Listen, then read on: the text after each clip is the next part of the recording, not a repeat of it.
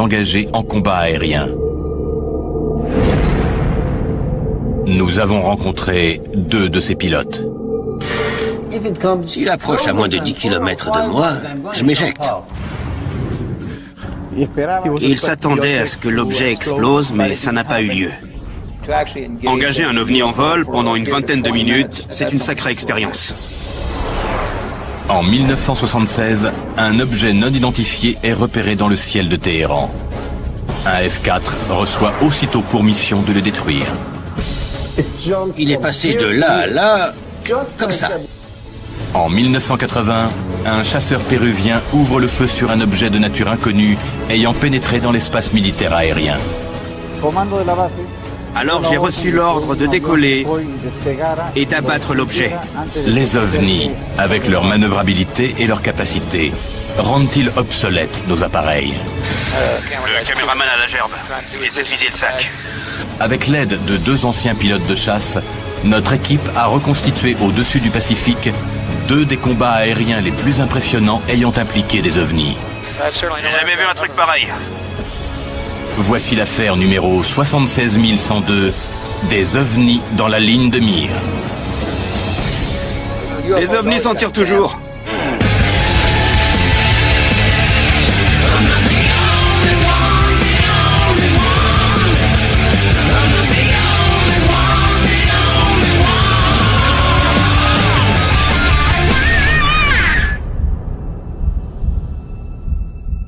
Le terme combat aérien est apparu pendant la Première Guerre mondiale et s'est généralisé pendant la Seconde. Et d'après moi, un combat aérien se caractérise par le fait que les 2 adversaires essaient de s'abattre mutuellement. Alors, quand j'entends dire que les pilotes émérites ont livré un combat aérien contre un ovni, je me permets d'émettre quelques doutes. Je m'appelle Bill Scott. Je suis ex-ingénieur d'essai en vol. J'ai testé des avions de 1974 à 1987. Le 21 février 2008, notre équipe est invitée sur la base aérienne March à Riverside, en Californie, afin de poursuivre son enquête sur les combats aériens ayant opposé des avions de chasse à des ovnis. Ils sont loin d'imaginer les découvertes qui les attendent. Les témoignages que nous allons entendre sont probablement les plus crédibles et les plus spectaculaires sur les engagements entre avions de combat et ovnis. Nous allons rencontrer le pilote qui a livré un combat aérien contre un ovni au-dessus du Pérou. Et nous reviendrons également sur l'expérience de Parviz Jafari, l'officier qui a engagé un ovni dans le ciel de Téhéran, en Iran, en 1976. Ce sont des affaires absolument passionnantes. Elle repose uniquement sur des témoignages ou on a des preuves tangibles? C'est confirmé par des documents officiels. S'il y a des preuves, je suis curieux d'aller jeter un œil. Attendez-vous à être surpris. Allons-y. C'est parti.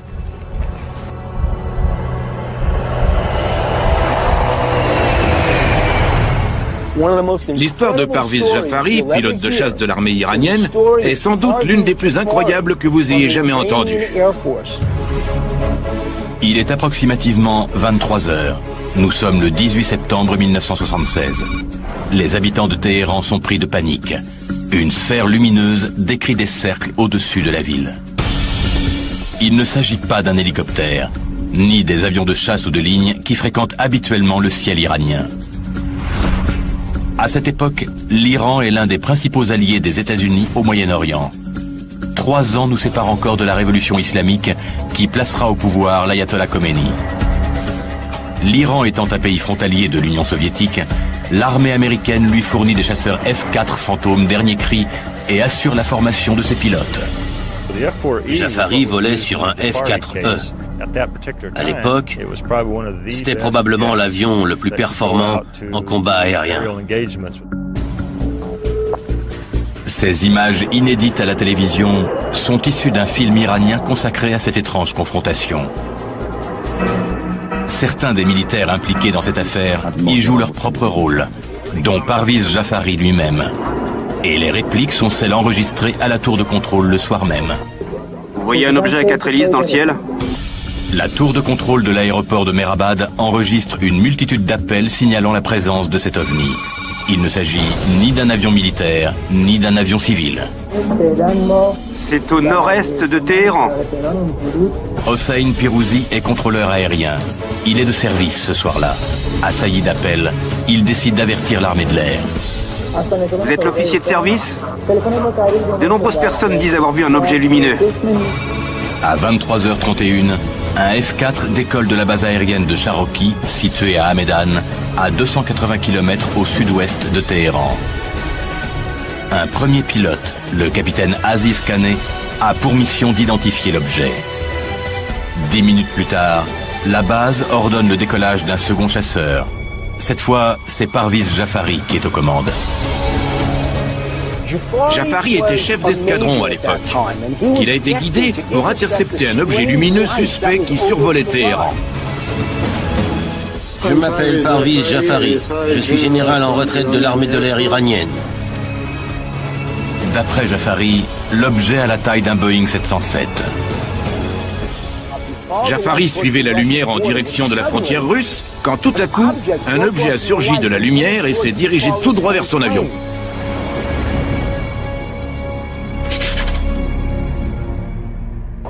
J'ai viré vers lui. Je l'ai mis dans mes 12 heures et je me suis rapproché de lui. Et difficile à croire, d'un seul coup, il est passé de là à là. Comme ça.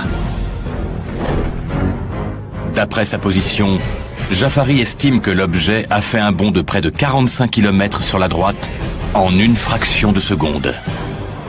Une manœuvre qu'aucun appareil conçu par l'homme n'est alors en mesure d'exécuter. J'ai demandé à la tour s'il y avait du trafic ce soir-là. Ils ont répondu qu'il n'y avait aucun avion dans le ciel. Nous le voyons aussi. Jafari poursuit son approche quand il est témoin d'une scène surréaliste. Une chose qui ressemblait à une lune en est sortie. Un deuxième objet est sorti du premier. Un autre objet, juste en dessous de l'horizon. Et il s'est mis à voler vers moi. Ce second objet sphérique surgit du triangle lumineux et fonce tout droit sur le F-4 de Jafari. Le chasseur vole alors à une vitesse supersonique. Pourtant, l'objet le frôle à la vitesse de l'éclair et vient décrire des cercles autour de lui comme s'il était immobile. Imaginez ça. Je vole quasiment à la vitesse du son. Et une chose vient décrire des cercles autour de moi. Après avoir contourné l'appareil de Jafari, la petite sphère rejoint l'objet en forme de losange plus volumineux, toujours en stationnaire à une quarantaine de kilomètres de là.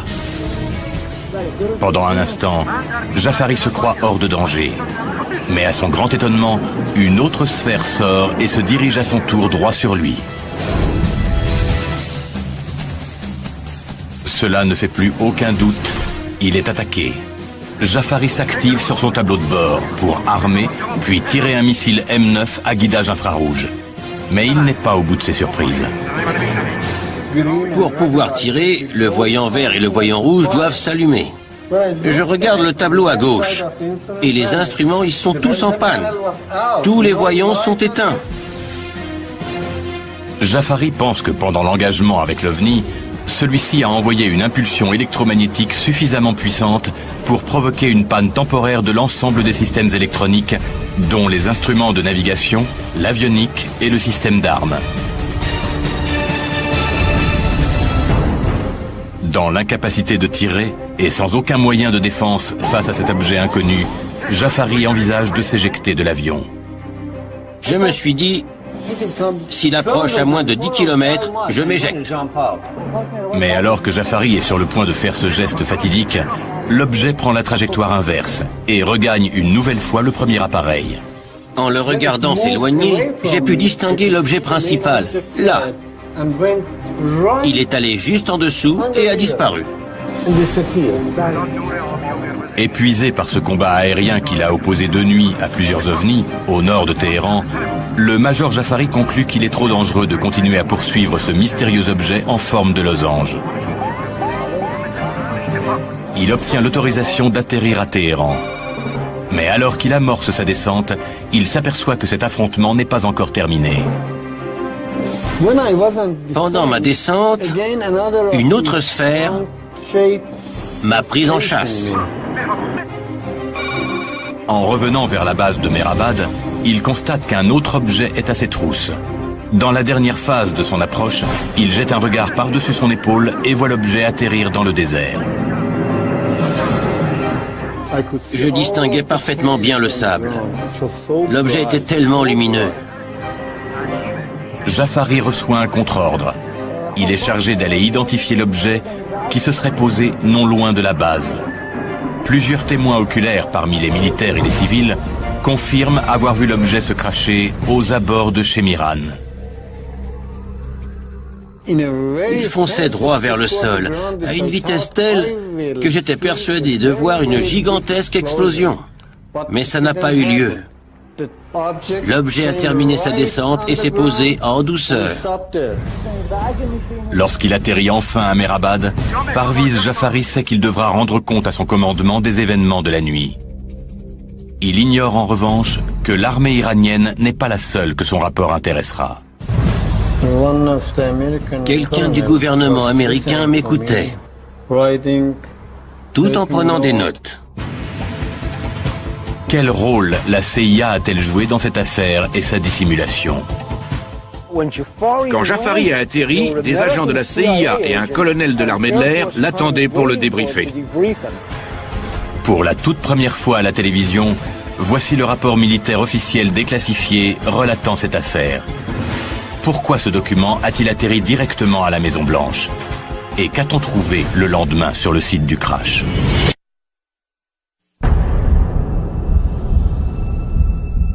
En 1977, dans le ciel iranien, le major Parviz Jafari livre un combat éprouvant contre ce qu'il croit être un ovni. Dès son retour à la base, il présente son rapport devant les plus hautes instances de l'armée iranienne. Un agent américain de la CIA assiste également à la scène. Cet agent rédigera à son tour un rapport sur cette affaire, désormais déclassifiée. Le rapport est transmis à la CIA, à l'armée de l'air, au ministère des Affaires étrangères, au secrétariat à la Défense et à la Maison-Blanche. Il est intitulé « Observation d'OVNI en Iran ». D'après ce rapport, un OVNI aurait été vu aux alentours de 23 h le 18 septembre 1976. Outre le témoignage de Jafari, la tour de contrôle déclare avoir reçu 4 appels téléphoniques d'habitants non loin de Shemiran, près de Téhéran, affirmant avoir vu d'étranges objets dans le ciel. Certains décrivent un objet semblable à un oiseau. Pour d'autres, il s'agit d'un hélicoptère. Mais aucun hélicoptère n'était en vol ce soir-là. Ce rapport détaillé confirme les observations de Jafari et évoque même la panne de son avionique. Alors que le F-4 s'en est approché à environ 25 000 nautiques, il a perdu tous ses instruments et ses communications. Le rapport confirme en outre que 2 objets ont bien été vus, dont l'un de la taille d'un Boeing 707. Puis, dans un second temps, le deuxième objet a foncé droit sur le F-4 à une vitesse très élevée. Puis, le pilote a tenté de tirer un missile M9 en direction de l'objet, mais au même moment, toutes ses commandes de tir se sont éteintes. Et aussi, il a pris la fuite en effectuant un virage et une plongée en jet négatif. Le rapport du secrétariat à la Défense se conclut par une étrange déclaration. Le lendemain des faits, une équipe aurait été héliportée sur le site où plusieurs témoins confirmaient avoir vu l'objet se cracher.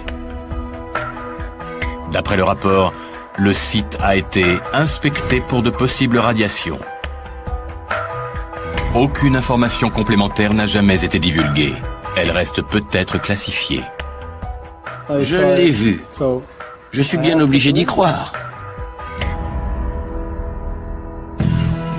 Impressionné par le témoignage de Jafari et le rapport détaillé du secrétariat à la Défense, l'équipe décide d'examiner l'affaire et de se pencher plus particulièrement sur 3 éléments clés. Tout d'abord, l'objet aurait fait un bond de plus de 40 km en une fraction de seconde. Deuxièmement, l'objet aurait libéré une sphère qui aurait foncé sur Jafari à une vitesse jamais atteinte par aucun avion conçu par l'homme. Et troisièmement, quel phénomène a pu provoquer une panne électronique généralisée sur l'un des avions de combat les plus perfectionnés de l'époque, le F-4E Phantom. Notre équipe, conseillée par l'ancien ingénieur d'essai en vol Bill Scott, convient que la meilleure façon de comprendre cet événement est de reconstituer la scène à bord de véritables avions de chasse.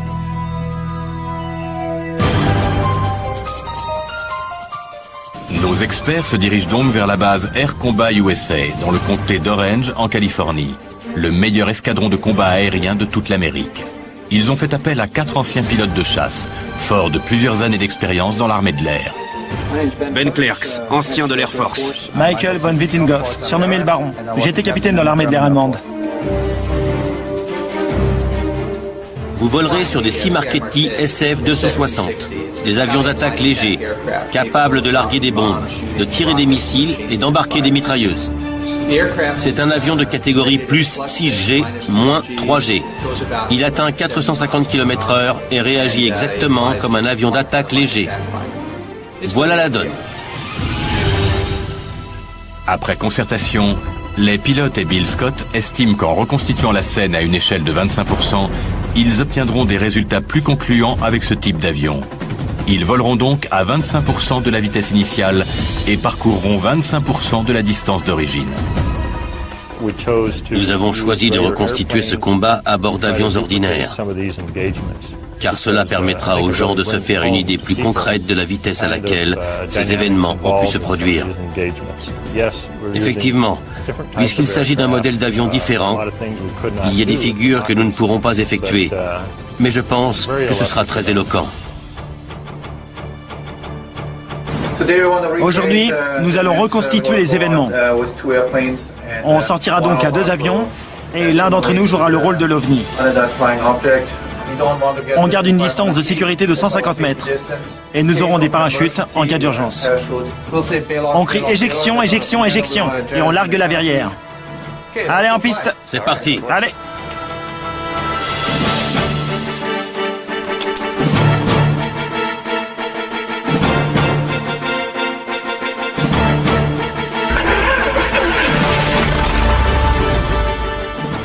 Fullerton route, bonjour. Combat 1, vol 3 avec Québec, prêt à rouler. Les pilotes ont calculé qu'il leur faudrait 13 minutes pour atteindre la zone de simulation du combat aérien, quelque part au-dessus du Pacifique, entre Long Beach et l'île de Catalina.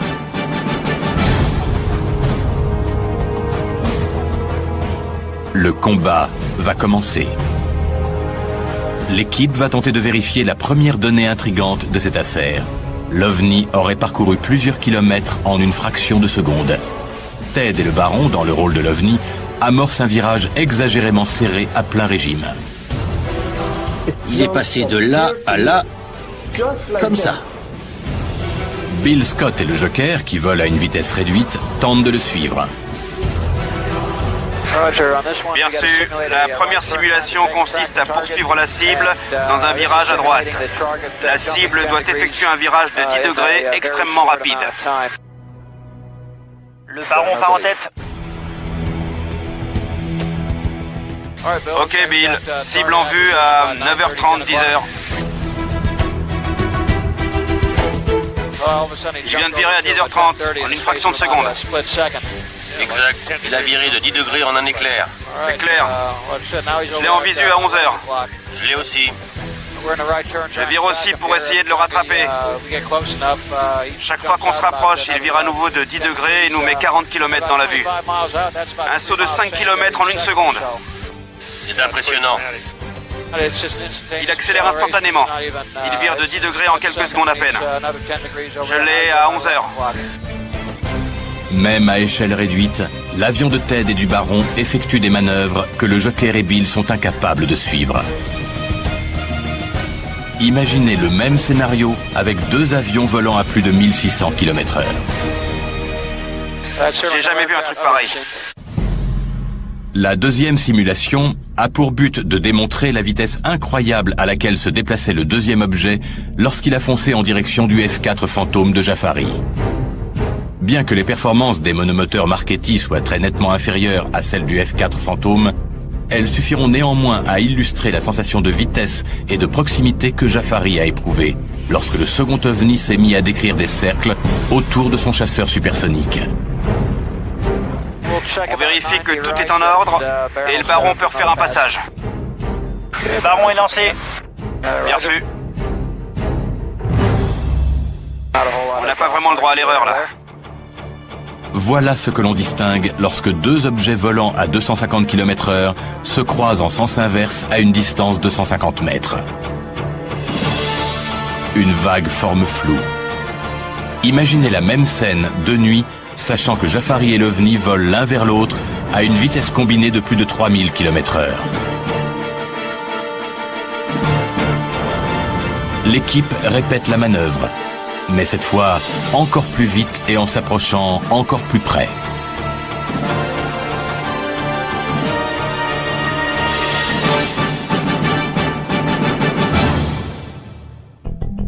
Le lendemain de l'événement, le 19 septembre 1976, des recherches et des mesures de radioactivité auraient été effectuées sur le lieu supposé de l'atterrissage de l'OVNI. Mais selon Jafari, les recherches se seraient avérées infructueuses, malgré les nombreux témoignages. On rentre à la base.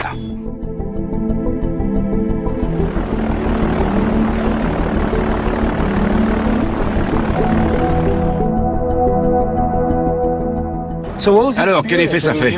Vous avez foncé l'un vers l'autre à combien? 250 km/h? C'est ça. On volait à peu près à 130 nœuds. Eux aussi, donc ça donne du 510 km/h. Ça se passe en un clin d'œil. On aperçoit une petite tache noire au loin, et quelques secondes plus tard, elle est passée derrière nous à près de 500 km/h.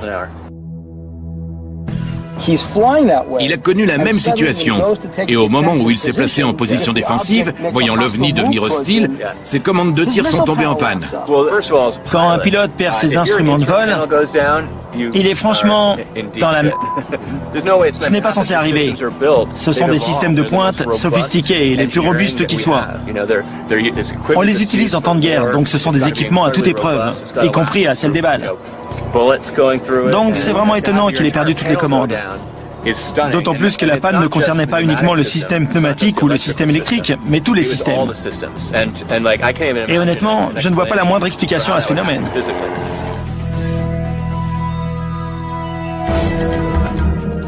Le plus grand mystère de cette affaire n'a toujours pas été élucidé. Jafari a bel et bien perdu ses instruments de vol et ses commandes de tir suite à une anomalie électrique. On sait avec certitude qu'un problème a affecté les commandes et le système de tir. L'OVNI est-il à l'origine de cette panne? L'équipe va tenter de vérifier la théorie de Jafari.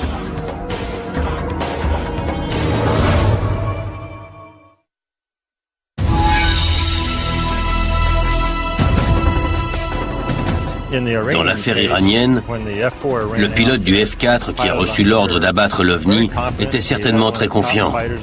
Il était aux commandes de l'un des meilleurs avions de chasse au monde.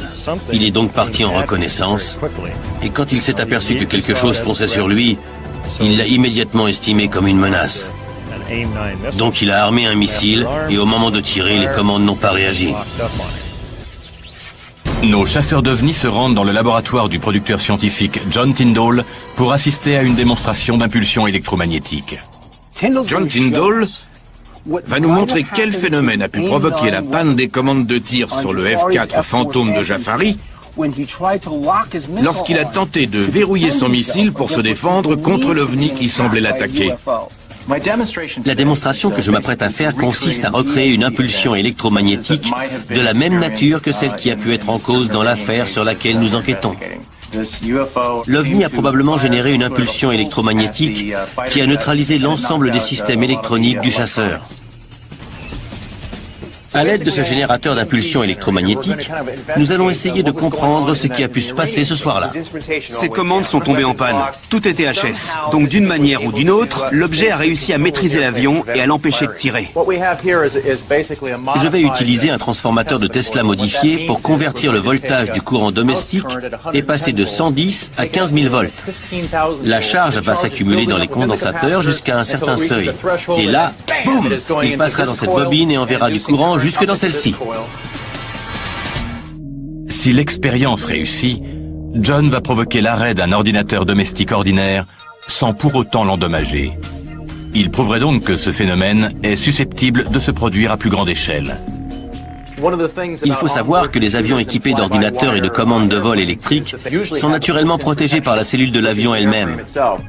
Je vais programmer ce simulateur de vol et nous allons démontrer qu'une impulsion électromagnétique peut provoquer la panne d'un ordinateur de bord, entre autres.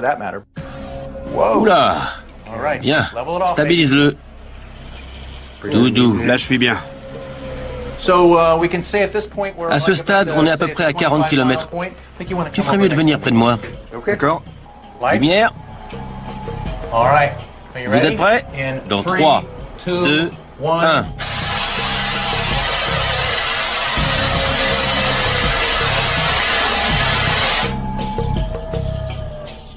Sous l'effet d'une décharge de 15 000 volts de courant à faible ampérage, l'ordinateur s'est éteint. Mais pourra-t-il redémarrer après un tel choc? Il s'est éteint. Jeff, regarde si tu peux le remettre en marche. C'est parti. Regarde. A priori, l'ordi réagit. Exact, il est revenu à lui. L'unité centrale n'a pas rendu l'âme. Tout comme les commandes de Jafari, l'ordinateur a recommencé à fonctionner normalement sitôt l'impulsion terminée.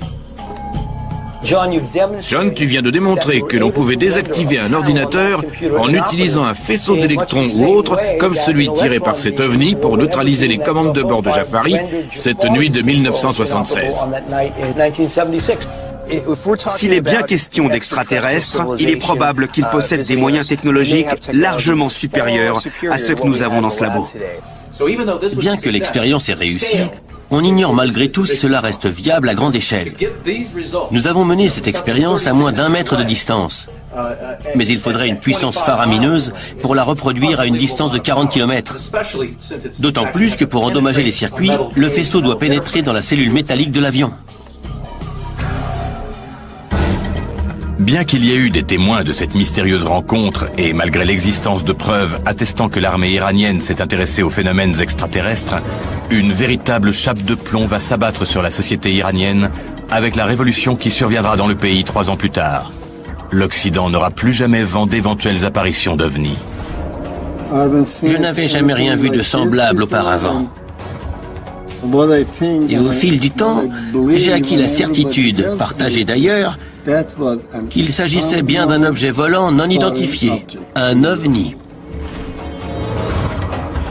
À l'issue des expériences menées pour vérifier les 3 éléments clés du témoignage de Jafari, l'équipe doute qu'un aéronef conçu par l'homme ait pu effectuer les manœuvres décrites par Jafari cette nuit-là. Et si la panne subite des ordinateurs de bord peut s'expliquer par la production d'une intense impulsion électromagnétique, le mystère reste entier. Or, 4 ans plus tard, un combat aérien similaire et plus impressionnant encore se produit dans le ciel du Pérou. Mais cette fois, le pilote est en mesure de faire feu.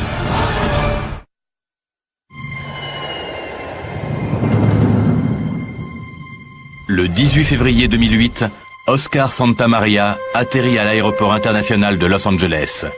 Il arrive de Lima au Pérou. Santamaria a rejoint les chasseurs d'ovnis à Los Angeles. Il va les aider à faire la lumière sur les circonstances entourant un combat aérien qu'il a opposé à un ovni au-dessus du Pérou en 1980. Je m'appelle Oscar Santamaria Huertas. J'étais pilote dans l'armée de l'air péruvienne et je suis actuellement à la retraite. Le 11 avril 1980, à 7h15 du matin, sur la base aérienne de La Joya, au Pérou, les 1800 soldats en service ce jour-là ont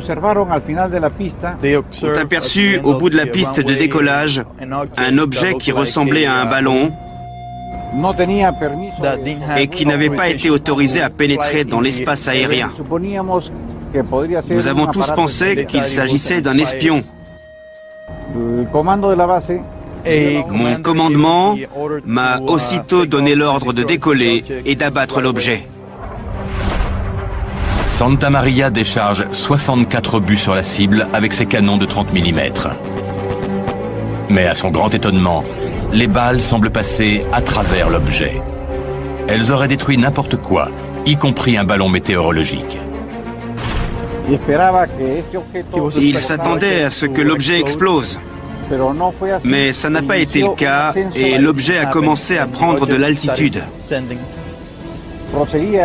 Il s'est alors lancé à sa poursuite. Tandis qu'il le prend en chasse, Santa Maria remarque le comportement étrange de l'objet. Chaque fois que le pilote parvient à porter, l'objet prend encore de l'altitude en effectuant des manœuvres dignes de Top Gun. Pourtant, la partie la plus fascinante de cette aventure est encore à venir. Et elle implique l'armée américaine. J'ai rencontré Oscar Santamaria, j'ai écouté son témoignage, et j'avoue que je ne vois pas pourquoi cet officier de l'armée de l'air raconterait une histoire pareille, à moins qu'il n'ait été profondément marqué par cette expérience. Je crois qu'il a vu quelque chose qui l'a bouleversé et dont il ne s'est toujours pas remis. Étant donné la complexité et le caractère surréaliste de cette aventure, Oscar Santamaria s'est toujours heurté au scepticisme de ceux qui refusaient de croire que l'objet, comme l'avion, avait pu effectuer de telles manœuvres au cours de ce combat aérien qui, d'après lui, l'opposait bel et bien à un ovni. L'équipe souhaite déterminer si l'ovni en question était en effet nettement plus performant que tous les avions existants à l'époque. Dans l'impossibilité de réquisitionner un Sukhoi 22, ils embarqueront à bord de son équivalent le plus proche. Ils retournent donc sur la base d'Air Combat USA pour examiner cette affaire dans les airs. L'équipe a relevé ici 3 éléments particulièrement pertinents, dont elle va tenter de vérifier la plausibilité. Le fait que Santamaria ait verrouillé l'OVNI et lui ait tiré dessus sans effet notable fait forte impression au sein de l'équipe. Mais il serait délicat de reproduire l'expérience. Cependant, 2 autres manœuvres peuvent être reproduites avec précision. Tout d'abord, l'OVNI s'est littéralement immobilisé dans les airs. Deuxièmement, alors qu'il stationnait, l'objet a soudainement pris de l'altitude à une vitesse fulgurante. Afin que l'équipe puisse se faire une idée précise des événements survenus ce matin-là, le producteur scientifique John Tyndall a conçu un laser de poursuite composé de 2 rayons, l'un rouge, l'autre vert, tous 2 actionnés par une manette. Le laser vert est destiné à tracer la trajectoire de l'OVNI. Le laser rouge va décrire la trajectoire de l'avion de chasse. Ensemble, ils permettront de reproduire la scène à l'échelle de la carte.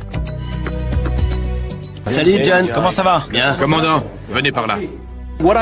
Nous allons pouvoir regarder la scène d'au-dessus grâce à ces pointeurs laser qui vont nous permettre de reproduire à l'échelle de la carte les déplacements de l'OVNI et de l'avion de chasse.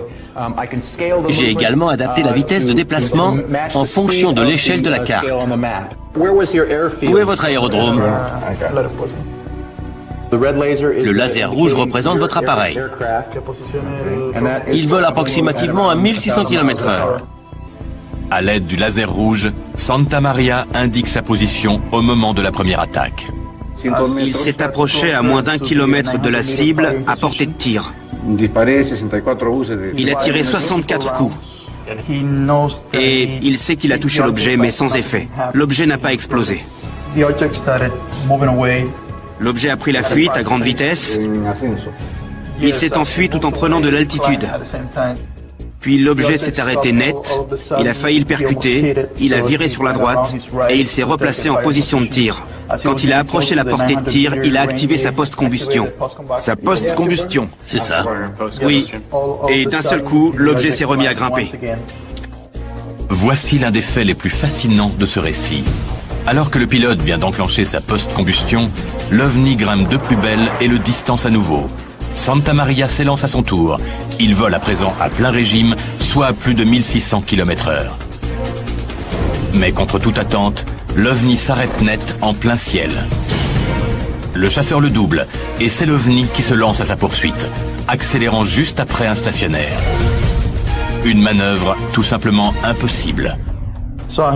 Il volait donc à une vitesse supersonique quand il a doublé l'objet.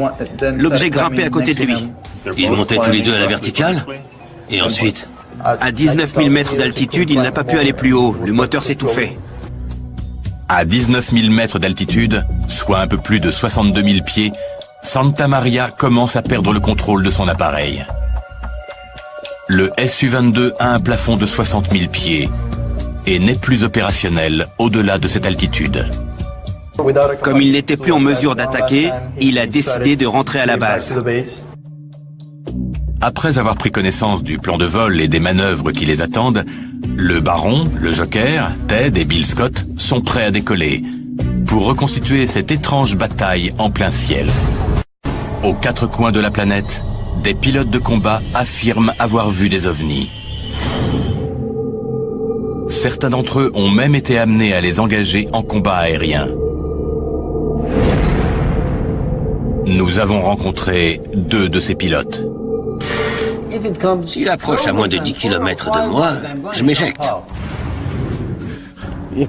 Il s'attendait à ce que l'objet explose, mais ça n'a pas eu lieu. Engager un ovni en vol pendant une vingtaine de minutes, c'est une sacrée expérience. En 1976, un objet non identifié est repéré dans le ciel de Téhéran. Un F-4 reçoit aussitôt pour mission de le détruire.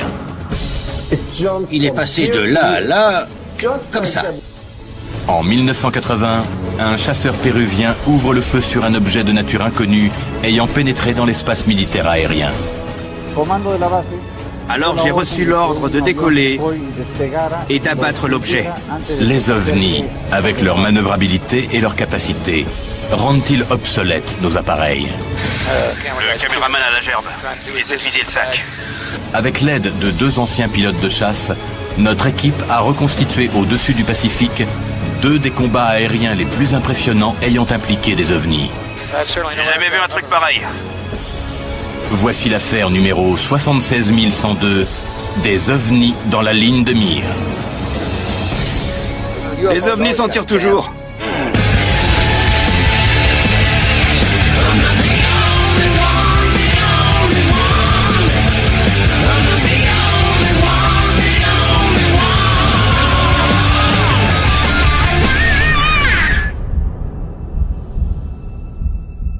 Le terme combat aérien est apparu pendant la Première Guerre mondiale et s'est généralisé pendant la Seconde.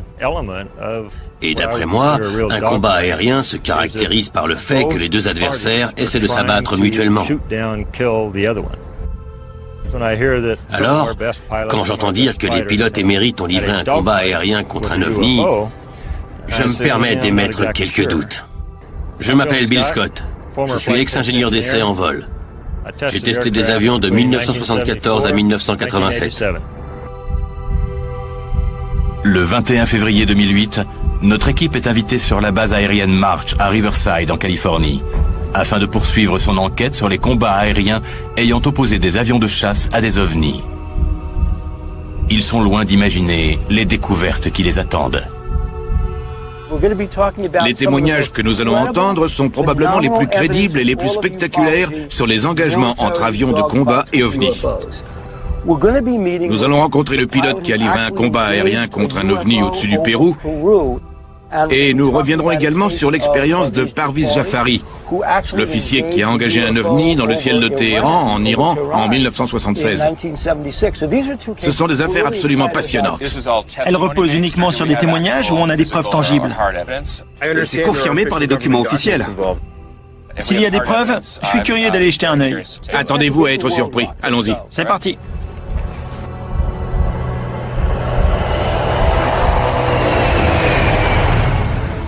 L'histoire de Parviz Jafari, pilote de chasse de l'armée iranienne, est sans doute l'une des plus incroyables que vous ayez jamais entendues. Il est approximativement 23 heures. Nous sommes le 18 septembre 1976. Les habitants de Téhéran sont pris de panique. Une sphère lumineuse décrit des cercles au-dessus de la ville. Il ne s'agit pas d'un hélicoptère, ni des avions de chasse ou de ligne qui fréquentent habituellement le ciel iranien. À cette époque, l'Iran est l'un des principaux alliés des États-Unis au Moyen-Orient. 3 ans nous séparent encore de la révolution islamique qui placera au pouvoir l'ayatollah Khomeini. L'Iran étant un pays frontalier de l'Union soviétique, l'armée américaine lui fournit des chasseurs F-4 Fantôme dernier cri et assure la formation de ses pilotes. Jafari volait sur un F-4E. À l'époque, c'était probablement l'avion le plus performant en combat aérien. Ces images inédites à la télévision sont issues d'un film iranien consacré à cette étrange confrontation. Certains des militaires impliqués dans cette affaire y jouent leur propre rôle, dont Parviz Jafari lui-même. Et les répliques sont celles enregistrées à la tour de contrôle le soir même. Vous voyez un objet à 4 hélices dans le ciel? La tour de contrôle de l'aéroport de Mehrabad enregistre une multitude d'appels signalant la présence de cet ovni. Il ne s'agit ni d'un avion militaire, ni d'un avion civil. C'est au nord-est de Téhéran. Hossein Pirouzi est contrôleur aérien. Il est de service ce soir-là. Assailli d'appels, il décide d'avertir l'armée de l'air. Vous êtes l'officier de service? De nombreuses personnes disent avoir vu un objet lumineux. À 23h31, un F-4 décolle de la base aérienne de Sharoki, située à Hamedan, à 280 km au sud-ouest de Téhéran. Un premier pilote, le capitaine Aziz Kaneh, a pour mission d'identifier l'objet. 10 minutes plus tard, la base ordonne le décollage d'un second chasseur. Cette fois, c'est Parviz Jafari qui est aux commandes. Jafari était chef d'escadron à l'époque. Il a été guidé pour intercepter un objet lumineux suspect qui survolait Téhéran. Je m'appelle Parviz Jafari. Je suis général en retraite de l'armée de l'air iranienne. D'après Jafari, l'objet a la taille d'un Boeing 707. Jafari suivait la lumière en direction de la frontière russe quand tout à coup, un objet a surgi de la lumière et s'est dirigé tout droit vers son avion.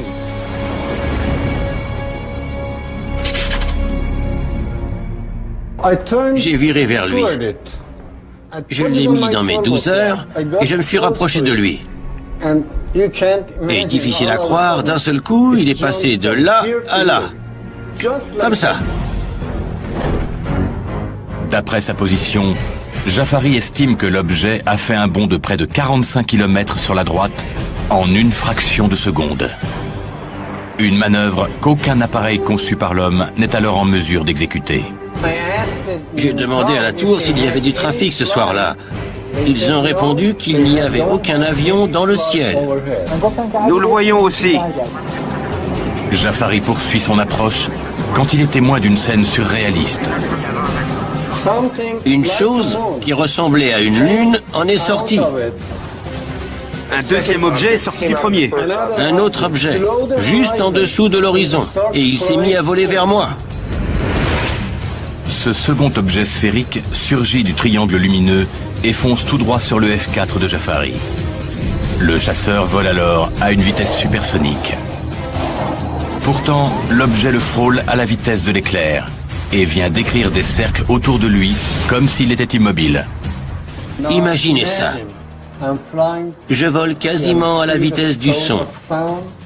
Et une chose vient décrire des cercles autour de moi. Après avoir contourné l'appareil de Jafari, la petite sphère rejoint l'objet en forme de losange plus volumineux, toujours en stationnaire à une quarantaine de kilomètres de là. Pendant un instant, Jafari se croit hors de danger. Mais à son grand étonnement, une autre sphère sort et se dirige à son tour droit sur lui. Cela ne fait plus aucun doute, il est attaqué. Jafari s'active sur son tableau de bord pour armer, puis tirer un missile M9 à guidage infrarouge. Mais il n'est pas au bout de ses surprises. Pour pouvoir tirer, le voyant vert et le voyant rouge doivent s'allumer. Je regarde le tableau à gauche et les instruments y sont tous en panne. Tous les voyants sont éteints. Jafari pense que pendant l'engagement avec l'OVNI, celui-ci a envoyé une impulsion électromagnétique suffisamment puissante pour provoquer une panne temporaire de l'ensemble des systèmes électroniques, dont les instruments de navigation, l'avionique et le système d'armes. Dans l'incapacité de tirer et sans aucun moyen de défense face à cet objet inconnu, Jafari envisage de s'éjecter de l'avion. Je me suis dit, s'il approche à moins de 10 km, je m'éjecte. Mais alors que Jafari est sur le point de faire ce geste fatidique, l'objet prend la trajectoire inverse et regagne une nouvelle fois le premier appareil. En le regardant s'éloigner, j'ai pu distinguer l'objet principal, là. Il est allé juste en dessous et a disparu. Épuisé par ce combat aérien qu'il a opposé de nuit à plusieurs ovnis au nord de Téhéran, le major Jafari conclut qu'il est trop dangereux de continuer à poursuivre ce mystérieux objet en forme de losange. Il obtient l'autorisation d'atterrir à Téhéran. Mais alors qu'il amorce sa descente, il s'aperçoit que cet affrontement n'est pas encore terminé. Pendant ma descente, une autre sphère m'a prise en chasse. En revenant vers la base de Mehrabad, il constate qu'un autre objet est à ses trousses. Dans la dernière phase de son approche, il jette un regard par-dessus son épaule et voit l'objet atterrir dans le désert. Je distinguais parfaitement bien le sable. L'objet était tellement lumineux. Engagé en combat aérien. Nous avons rencontré deux de